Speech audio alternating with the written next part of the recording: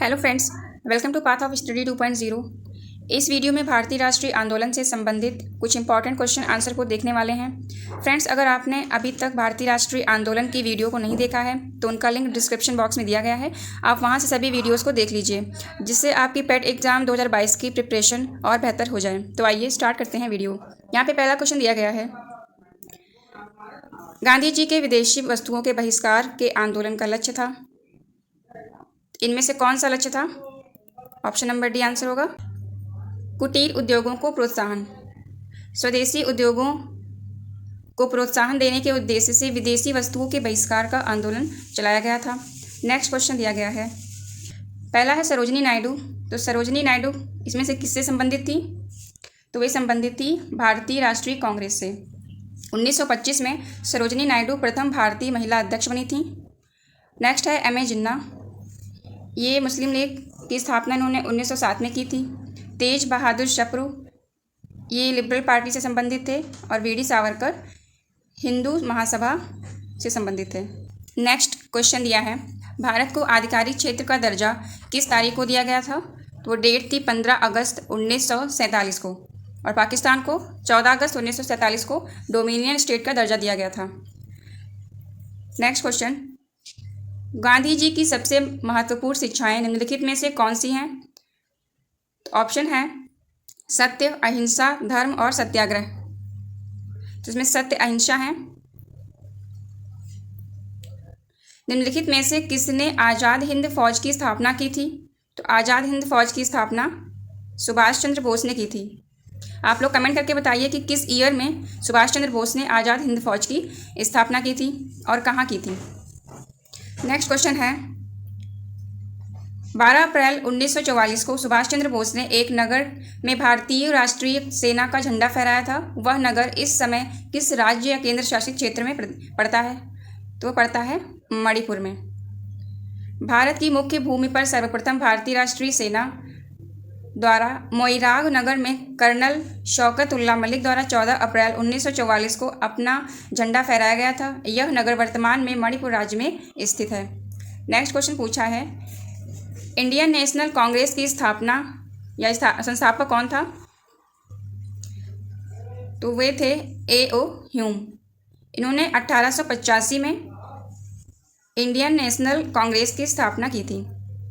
1916 में भारतीय राष्ट्रीय कांग्रेस और मुस्लिम लीग एक दूसरे के निकट आ गए थे। तो वे किस अधिवेशन में आए थे? वो था लखनऊ में अधिवेशन हुआ था 1916 में, और उसी में जो है समझौता मुस्लिम लीग और भारतीय राष्ट्रीय कांग्रेस के बीच हो गया था। नेक्स्ट है, नरम दल और गरम दल के बीच फूट कहाँ और किस वर्ष पड़ी थी? तो पड़ी थी 1907 में कांग्रेस के सूरत अधिवेशन में। और मिलन कब हुआ था? 1916 में लखनऊ के अधिवेशन में। नेक्स्ट क्वेश्चन है, जलियांवाला बाग हादसे से कौन सा ब्रिगेडियर संबंध है? तो वे थे जनरल डायर।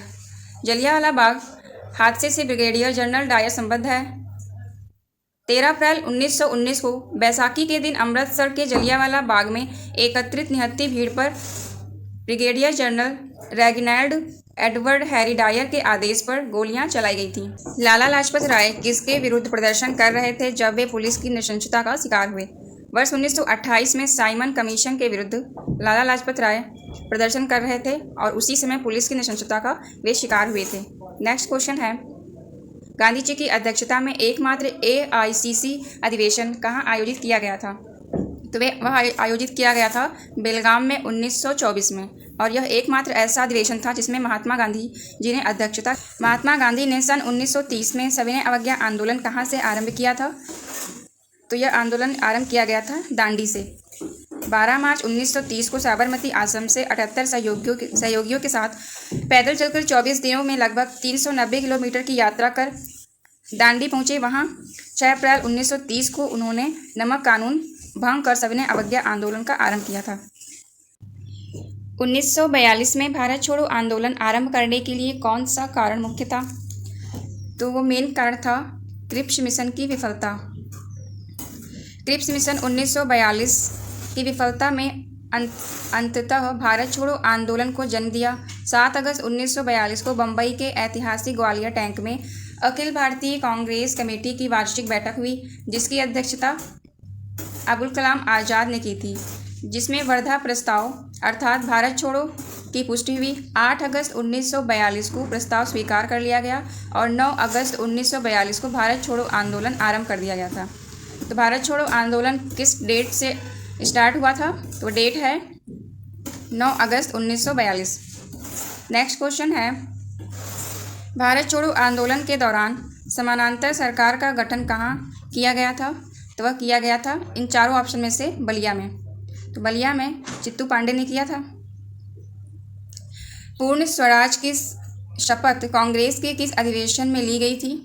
तो वह ली गई थी लाहौर में 1929 में। दी गई घटनाओं को उनके कालानुक्रम अनुसार लगाइए। पहला है सिपाही विद्रोह। तो सिपाही विद्रोह कब हुआ था? 1857 को। नेक्स्ट है वास्को डी गामा भारत पहुंचा। तो ये पहुंचा था 1498 में। बाबर द्वारा मुगल साम्राज्य की शुरुआत कब की गई थी?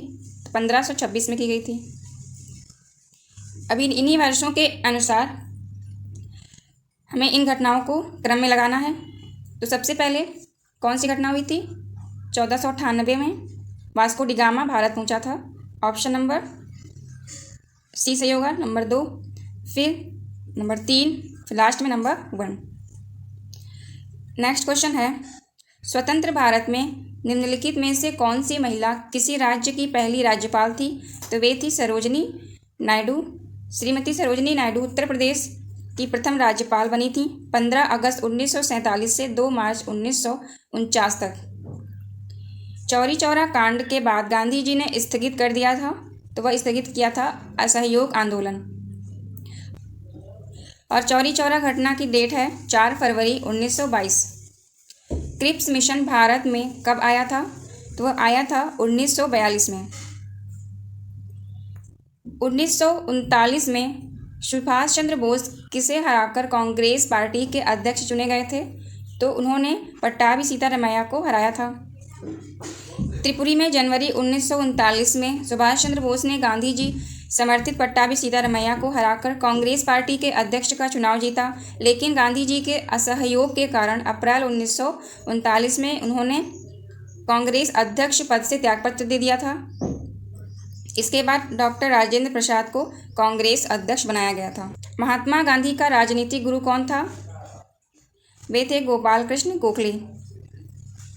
महात्मा गांधी के राजनीतिक गुरु गोपाल कृष्ण गोखले 9 जनवरी 1915 में दक्षिण अफ्रीका से भारत लौटने पर गांधी जी गोखले के संपर्क में आए और इनके प्रभाव में आकर ही गांधी जी ने स्वयं को भारत की सक्रिय राजनीति से जोड़ा था। भारत सेवक समाज की स्थापना किसने की थी?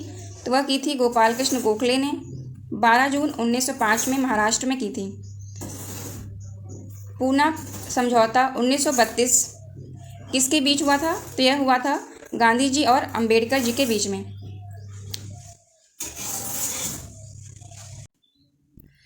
फ्रेंड्स, भारतीय राष्ट्रीय आंदोलन का टॉपिक यहाँ पर कंप्लीट होता है।